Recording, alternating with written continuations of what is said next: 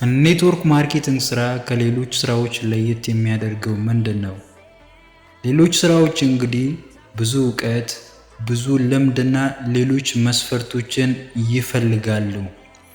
ስልካችን ብቻ በመጠቀም በትርፍ ሰዓታችን የትም ሆነን መስራት የምንችልበት አይነት ቢዝነስ ነው። ታዲያ ይህን ቢዝነስ ለመስራት ምን ያክል እውቀት ያስፈልገናል?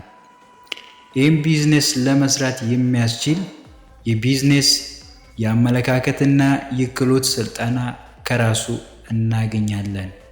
ወደኛ ካምፓኒ ብትመጡ ደግሞ የጤና መጠበቂያ ምርቶችን ታገኛላችሁ። ጤናችሁን እየጠበቃችሁ በገቢ በአመለካከትና በክህሎት የምትቀየሩበትን የተለያዩ ጥቅሞችን ታገኛላችሁ።